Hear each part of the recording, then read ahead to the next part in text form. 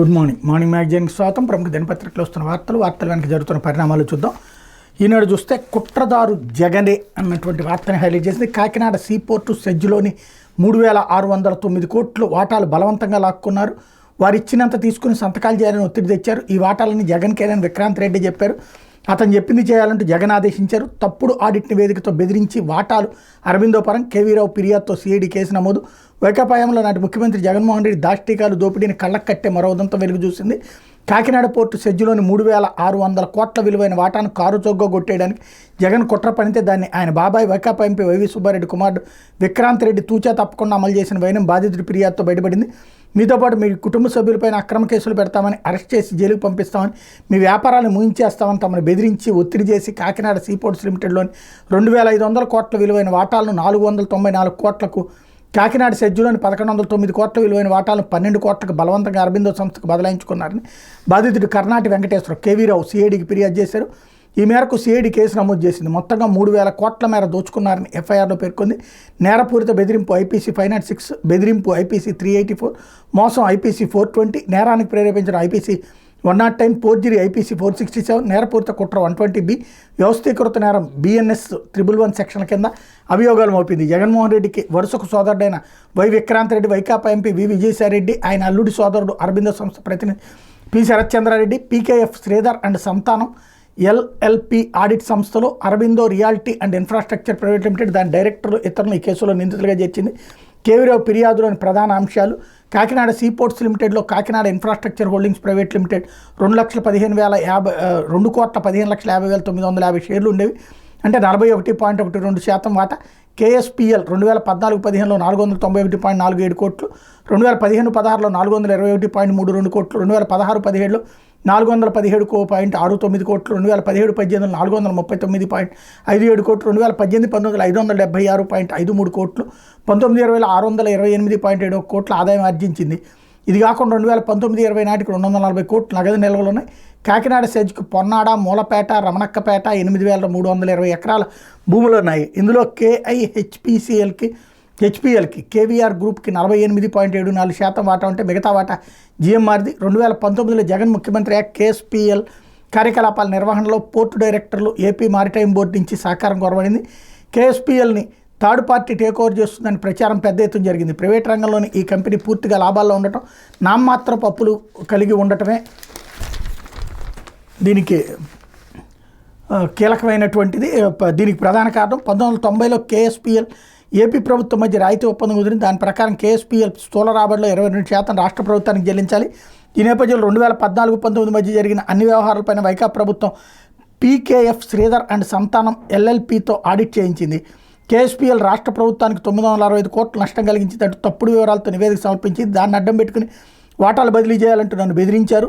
విక్రాంత్ రెడ్డితో భేటీ ముగిసిన తర్వాత నాటి ముఖ్యమంత్రి జగన్మోహన్ రెడ్డి అపాయింట్మెంట్ కోసం నేను ఎంత ప్రయత్నించినా సాధ్యం కాలేదు.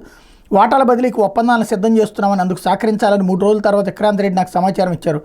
వరుణ లా అసోసియేట్స్ LLP డాక్యుమెంటేషన్ సిద్ధం చేస్తుందని చెప్పారు. ఆ సంస్థ KSPL కేసెజ్తో ఉత్తర ప్రత్యుత్తరాలు నడిపింది. వాటిని బట్టి వారు కార్పొరేట్ డిపాజిట్ ఒప్పందం సిద్ధం చేస్తున్నట్టు, ఒప్పందం కుదిరినప్పుడు 100 కోట్లు డిపాజిట్ కింద చెల్లించనున్నట్టు అర్థమైంది. ఒప్పంద పత్రాలు సిద్ధమవుతున్న క్రమంలో KSPL కేసెజ్లోని వాటాలని Aurobindo realty and infrastructure private లిమిటెడ్కి అమ్ముతున్నట్టు తెలిసింది. KSPLలోని వాటా విలువ నిర్ణయించేందుకు అరబిందో సంస్థ చెన్నైకి చెందిన మనోహర్ చౌదరి అండ్ అసోసియేట్ నియమించింది.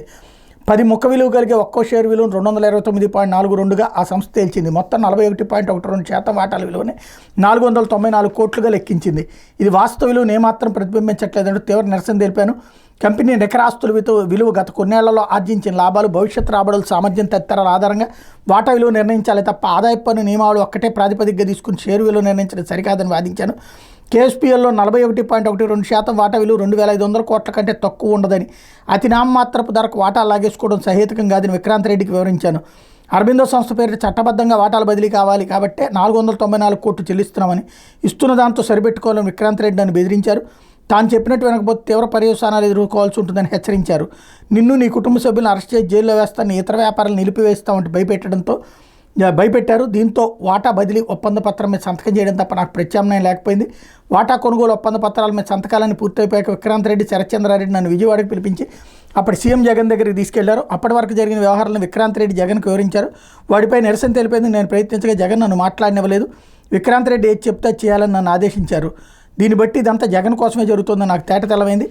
వాటా కొనుగోలు ఒప్పందం ప్రకారం మిగతా 394 కోట్లను KHPLకి 2021 ఫిబ్రవరి 9 చెల్లించారు. దీంతో కాకినాడ సీపోర్ట్స్ లిమిటెడ్లో HPLకి ఉన్న 41.12% షేర్ హోల్డింగ్ అరబిందోకు పూర్తిగా బదిలీ అయిపోయింది. ఆగమేఘాల మీద ఈ వాటాలు బదిలీ చేయించుకున్నారు. KSPLకు అప్పులు ఇచ్చిన తమ అనుమతి లేకుండా వాటాల బదిలీ జరగడంపై యాక్సిస్ బ్యాంక్ ఆఫ్ ఇండియాలో అభ్యంతరం తెలిపాయి. రుణ సదుపాయం కోసం మరే ఇతర బ్యాంకును ఆశ్రయించేందుకు వీల్లేకుండా కంపెనీని డీబార్ చేసి రెడ్ ఫ్లాగ్ పెట్టాయి. దీంతో మొత్తం రుణాలు క్లియర్ చేసి రెడ్ ఫ్లాగ్ తొలగించాలంటూ KSPL కోర్టును ఆశ్రయించింది. KSPLలోని వాటాల్లో మార్పు చేర్పులు చేయాలంటే రాష్ట్ర ప్రభుత్వ అనుమతి తప్పనిసరి. విక్రాంత్ రెడ్డి సూచన మేరకు షేర్ హోల్డింగ్లో మార్పులకు అనుమతి కోరుతూ KSPL నాటి ప్రభుత్వాన్ని ఆశ్రయించింది. పెట్టుబడులు మౌలిక వస్తువుల శాఖ 2020 డిసెంబర్ 24 అందుకు అనుమతి ఇచ్చింది.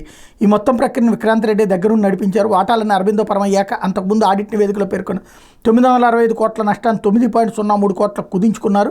అరబిందో పేరిట వాటాల బదిలీ జరిగిపోయిన తర్వాత 2020, 21, 21, 22, 22, 23, 23, 24 ఆర్థిక సంవత్సరాలు ఆ కంపెనీ 102 కోట్లు డివిడెండ్ కింద పొందింది. అరబిందో గ్రూపుల్లోని వేర్వేరు కంపెనీలకు కాకినాడ సీపోర్ట్ లిమిటెడ్ 280 కోట్లు ఇంటర్ కార్పొరేట్ డిపాజిట్ల కింద చెల్లించింది. అరబిందో సంస్థ ప్రాజెక్టులు KSPLలోని కామధేనుగా వినియోగించుకున్నారు. 2020 మే నుండి 2021 ఫిబ్రవరి మధ్య ఈ దందాలన్నీ జరిగాయి. రాష్ట్రంలో అధికారం మారడంతో నా ఆస్తుల కబ్జాపై ఫిర్యాదు చేస్తున్నాను అంటూ ఇందులో జగన్ మీ వాటాలు కావాలంటున్నారు, కాదాలంటే జైలే గతి అన్నారు. ఆ తర్వాత ఎంత కొంటున్నారు చెప్పకుండా ఆయన సంతకాలు చేయించుకున్నారంటూ ఆయన చేసినటువంటి కంప్లైంట్ని హైలైట్ చేశారు. ఇందులో డైరెక్ట్గా జగనే పాత్రధారిగా కంప్లైంట్ ఇచ్చిన నేపథ్యంలో జగన్ మీద కూడా కేసు నమోదయ్యేటటువంటి అవకాశం ఉంది. దీన్ని మరి CBIకి ఈడీకి ఇవ్వడానికి కూడా రంగం సిద్ధం చేస్తున్నట్టు కనబడుతోంది. ఇకపోతే అరబిందోకి అదనంగా 175 కోట్లు 104 సేవల కింద ఒక్క వాహనంపై నెలకు సగటున 60,000 వరకు లాభం. నాటి జగన్ ప్రభుత్వ అవ్యాజమైన ప్రేమ లెక్కలు తీసిన NDA ప్రభుత్వం నగదు లభ్యత లేక నిర్వహణ తప్పుకుంటున్నట్టు యాజమాన్యం వెల్లడి. రాష్ట్రంలో 108, 104 అంబులెన్సుల నిర్వహణలో ఘోరంగా విఫలమైనప్పటికీ అరబిందో సంస్థల యాజమాన్యాన్ని వైకాపా ప్రభుత్వం అదనంగా ₹1 చెల్లించిందని NDA ప్రభుత్వం ప్రాథమిక లెక్కలు తీసింది. పూర్తిస్థాయి లెక్కలు తెచ్చి చర్యలు తీసుకోవడంపై దృష్టి పెట్టింది. లాభాపేక్ష లేకుండా సేవా దృక్పథంతో నడపాల్సిన సర్వీసులు ముఖ్యంగా 104 అంబులెన్సుల నిర్వహణ ద్వారా అరబిందో భారీగా లాభాలు ఆర్జించింది. తక్కువ ఖర్చుకు అధికంగా బిల్లులు చెల్లించి జగన్ ప్రభుత్వం ఆ సంస్థపై అవ్యాజమైన ప్రేమ చూపించింది.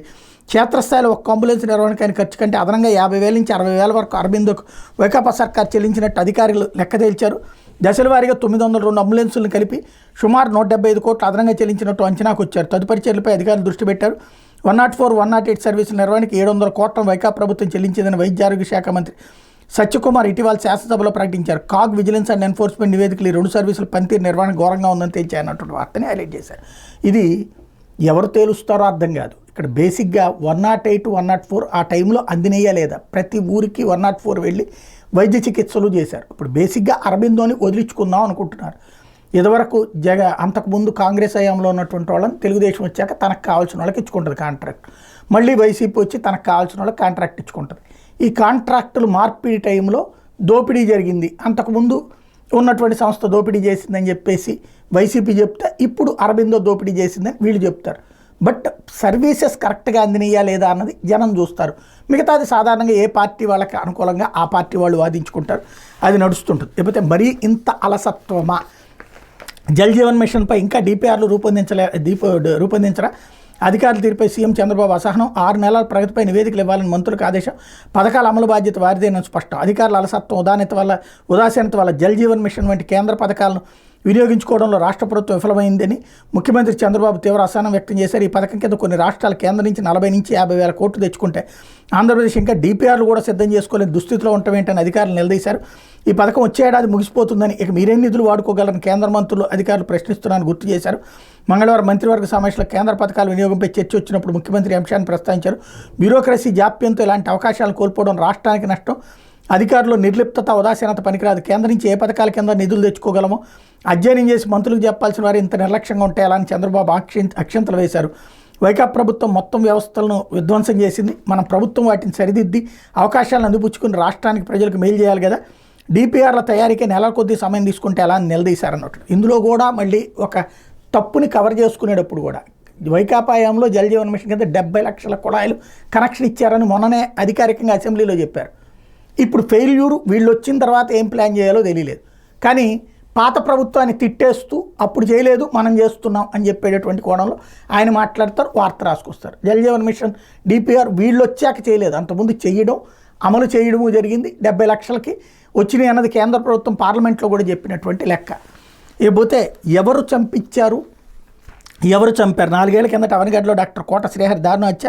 ఇప్పటివరకు ఈ కేసు ఛేదించిన పోలీసులు. నాటి వైకాపా ప్రజాప్రతినిధి ఆయన ప్రధాన అనుచరుడిపై ఆరోపణలు.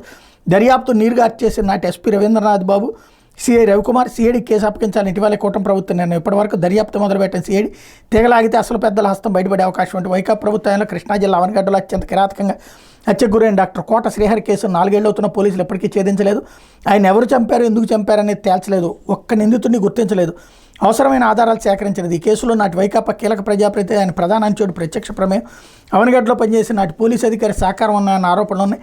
రాజకీయ ఒత్తిళ్లకు తలొగ్గి నాటి కృష్ణా జిల్లా ఎస్పీ రవీంద్రనాథ్ బాబు, సిఐ రవికుమార్, డిఎస్పీ మహబూబ్ బాషా ఈ కేసు దర్యాప్తు నీరుగార్చేసిన విమర్శలు ఉన్నాయి. అసలు నిందితులు తప్పించేందుకు హతుడి కుమారుణ్ణి ఇరికించేలా విశ్వ ప్రయత్నాలు జరిగాయి. 2020 నవంబర్ 27వ తేదీ అర్ధరాత్రి హత్య జరగా వైకాపా ప్రభుత్వంలో 3.5 ఏళ్ల పాటు ఈ కేసును పూర్తిగా కోల్డ్ స్టోరేజీలోకి చేర్చేశారు.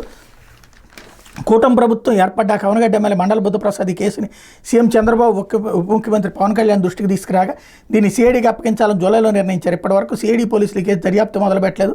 కేసు ఛేదంలో ఇప్పటికే అంతులేని జాప్యం జరిగింది. ఇంకా ఆలస్యమైతే అసలు దోషులు పట్టుకోవడం, ఆధారాలు సేకరించడం మరింత క్లిష్టంగానుంది. వెంటనే దీనిపై పునర్విచారణ జరిపి లోతుగా తీగలాగితే అసలు పెద్దల హస్తం బయటపడే అవకాశం ఉందంటే అచ్చం వివేకానంద రెడ్డి హత్య కేసు తరహాలోనే ఇది కూడా జరిగింది అన్నటువంటి వార్తని హైలైట్ చేశారు. కళ్ళ ముందే ఆధారాలను ఎందుకు దర్యాప్తు చేయలేదంటూ వైకాపా మాజీ ఎమ్మెల్యే సింహాద్రి రమేష్, డాక్టర్ కోట శ్రీహరి, ఈస్ట్ కోస్ట్ ఆక్వా సంస్థల భాగస్వాములు. ఈ వ్యాపారంలో పలు వివాదాలు ఉన్నాయి. డాక్టర్ శ్రీహరి హత్యకు 4 రోజుల ముందు ఓ సమావేశం జరిగిందని, అందులో శ్రీహరిని కొందరు తీవ్రంగా బెదిరించారని ప్రచారం ఉంది.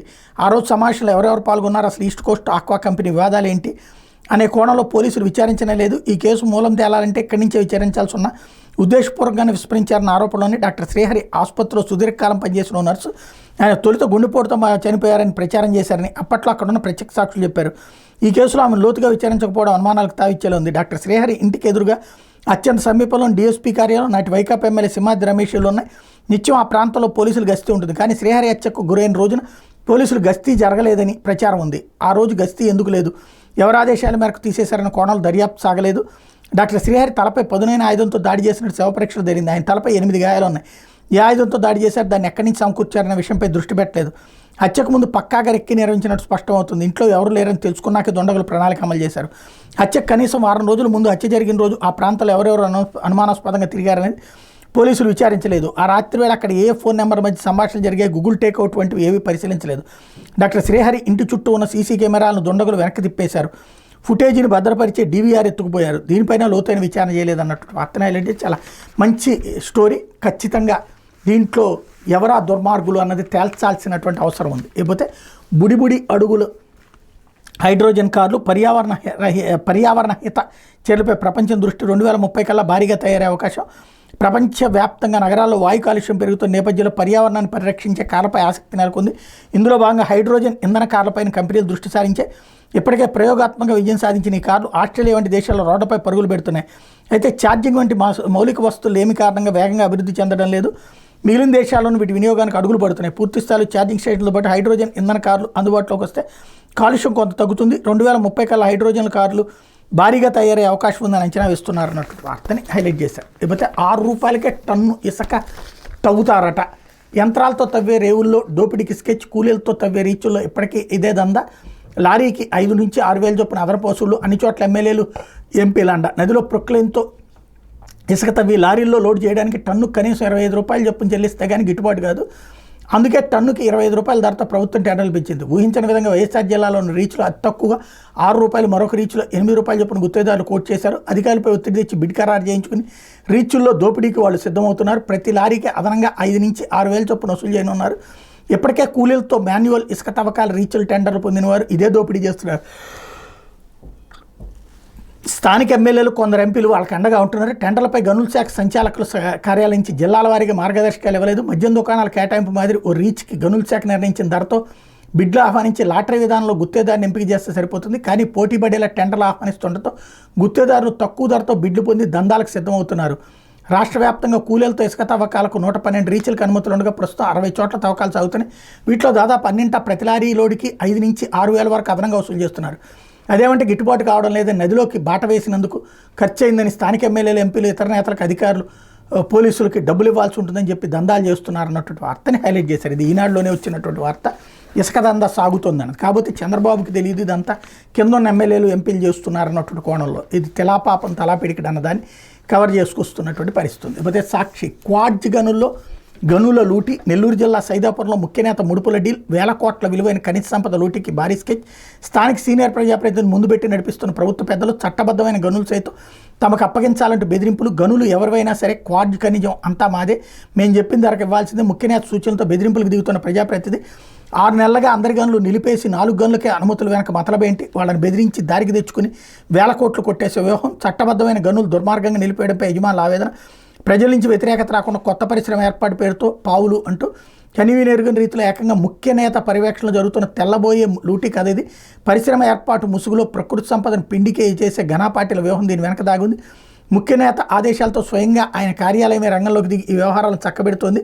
ఇక ఈ మైనింగ్ దోపిడీలో అధికారికం, అనధికారికం అనే తేడాలు లేవు. అనుమతులు పట్టింపే లేదు. గనులు ఎవరైనా సరే ఖనిజాన్ని మాత్రం వాళ్ళు చెప్పిన ధరకు అప్పగించాల్సిందే అంటూ వాస్తవంగా నేను ఆంధ్రజ్యోతి ఇదే వార్త రాసింది. అయితే లోకేష్ పేరు చెప్పి దందా చేస్తున్నారని జ్యోతి రాసింది. అయితే ఇప్పుడు ముఖ్య నేత అనే పదం పెట్టి ఇవాళ సాక్షి దాన్ని డీటెయిల్గా మళ్ళీ రాసుకొచ్చింది. అక్కడ ఎవరైతే ఇంతకుముందు వైసీపీలో ఉండి తెలుగుదేశంలోకి చేరినటువంటి అనిల్ కుమార్ యాదవ్ బాబాయే ఈ కార్యకలాపాలకు కారణమని నేను ఆంధ్రజ్యోతి రాసింది. ఇవాళ సాక్షి అది ముఖ్య నేత అన్నటువంటి పేరుతో టచ్ చేస్తూ రాసుకొచ్చినటువంటి పరిస్థితి. అయితే డైవర్షన్ డ్రామా అట్టర్ ఫ్లాప్ అంటూ చంద్రబాబు గుప్పెట్లోనే యావత్ ప్రభుత్వ వ్యవస్థలో యంత్రాంగం. రేషన్ మాఫియా లీడర్లు కూటమి నేతలే. పయ్యావుల వియ్యంకుడి బియ్యం షిప్ ఎందుకు తనిఖీ చేయలేదో. డైవర్షన్ రాజకీయాలకు బాబు కుట్ర. కాకినాడ పోర్టులో అరబిందో సంస్థ కొన్నది 41% వాటానే. నిర్ణయాధికారం 59% వాటా ఉన్నవారిదే కదా.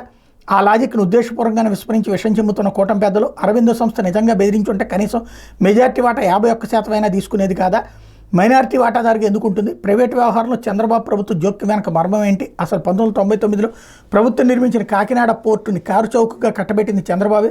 ప్రజలు మభ్యపెట్టేందుకే బాబు బృందం బియ్యంపై హైడ్రామా.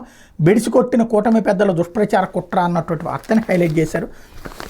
కాకపోతే ఆరోగ్య వృద్ధి రస్తు అంటూ 2025 నాటికి దేశ ఆరోగ్య రంగం మార్కెట్ $638 బిలియన్ చేరుకుంటుందని అంచనా. 2020-24 మధ్య 4 రెట్లు పెరిగిన మెడికల్ టూరిస్టుల సంఖ్య. 29 నుండి $14.31 బిలియన్ చేరుకున్న మెడికల్ టూరిజం మార్కెట్. ఏడాది $65 బిలియన్ చేరుకున్న ఫార్మా మార్కెట్. 2047 నాటికి $450 బిలియన్ చేరుకునే అవకాశం బజాజ్ ఫైనాన్స్ అధ్యయనంలో వెల్లడైంది అన్నట్టు వార్తని హైలైట్ చేశారు. అయితే సమ్మతి తెలపకపోతే పక్కన పెట్టేస్తాం. గోదావరి కావేరీ అనుసంధానంపై రాష్ట్రాలకు తేల్చి చెప్పిన కేంద్రం.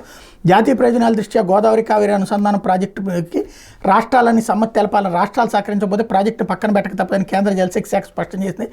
రాష్ట్రాలన్నింటికీ సాధ్యమైనంతగా నీటి కేటాయింపులు చేసామని, ప్రాజెక్టు ద్వారా 148 టీఎంసీల తరలిస్తున్నందున కేటాయింపులు పెంచడం సాధ్యం కాదని తేల్చి చెప్పింది. ఇప్పటికే 4 ఏళ్లుగా ప్రాజెక్టుపై రాష్ట్రాలు నాంచుడు వైఖరిని అవలంబిస్తున్నాయి. పరిస్థితి ఇలానే కొనసాగితే మరో 10 ఏళ్ళు గడిచిన ప్రాజెక్టు ముందరకు కదలదని పేర్కొంది. నదుల అనుసంధానంపై మంగళవారం ఢిల్లీలో జరిగిన నేషనల్ వాటర్ డెవలప్మెంట్ ఏజెన్సీ సమావేశంలో కేంద్ర జలశక్తి కార్యదర్శి దేవశ్రీ ముఖర్జీ ఈ మేరకు సూచనలు చేశారు. నెలాఖరులోగా రాష్ట్రాల నీటిపారుదల శాఖ అధిపతితో ఢిల్లీలో సమావేశం నిర్వహించి ఏకాభిప్రాయం సాధించేందుకు ప్రయత్నించాలని ఎన్డబ్ల్యూడీఏని ఆదేశించారు. జనవరిలో అన్ని రాష్ట్రాల కార్యదర్శులు టాస్క్ ఫోర్స్ సమావేశం నిర్వహించి తుది నిర్ణయం తీసుకుందామని చెప్పారు.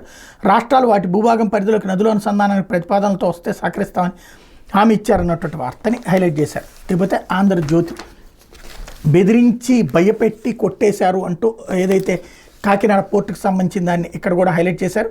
అలాగే అంతులేని దోపిడీ అంటూ అరబిందో కోసం చరిత్రలో చూడని దారుణాలు అన్నటువంటి వార్తని హైలైట్ చేశారు. ఇక్కడ అరబిందోకి సంబంధించి దాన్ని పక్కన పెట్టించాలన్నటువంటి ప్రయత్నం జరుగుతోంది. అందులో భాగంగా ఒకే రోజున ఈనాడు ఆంధ్రజ్యోతి వార్త రాసినాయి అంటే దాని మీద యాక్షన్ తీసుకోబోతున్నారు అన్నటువంటిది ఇక్కడ కనబడుతుంది. లేకపోతే సిఐడి మాజీ చీఫ్ సంజయ్ సస్పెన్షన్. నిధుల మళ్లింపుపై ప్రభుత్వం చర్యలు. SC/ST సదస్సుల పేరిట స్వాహ. అగ్నిలో అవినీతిపైన వేటు. అధికార దుర్వినియోగం, ప్రజాదానం స్వాహ చేశారన్న CS. అనుమతి లేకుండా బెజవాడ దాటద్దని ఆదేశాలు. సంజయ్పై త్వరలో సమగ్ర విచారణ అన్నటువంటి వార్తని హైలైట్ చేసి ఇదే చంద్రబాబుని అరెస్ట్ చేసినటువంటి నాటి అధికారి అయినటువంటి సిఐడి మాజీ చీఫ్కి ఇప్పుడు దానికి తగినటువంటి ప్రతీకారం అనాలా, లేకపోతే ఆయన చేసిన ఆ రోజున జగన్ మాట విని చంద్రబాబుని అరెస్ట్ చేసినందుకు గాను ఆయనకి ఇది జగన్ నజరానా అనేస్తే ఆ నజరానాలు పొందినటువంటి ఆ అంశాల ఆధారంగానే ఇప్పుడు కేసులు నడుపుతున్నారు అనాలంటే రెండు కలిపితేనే ఒకటి.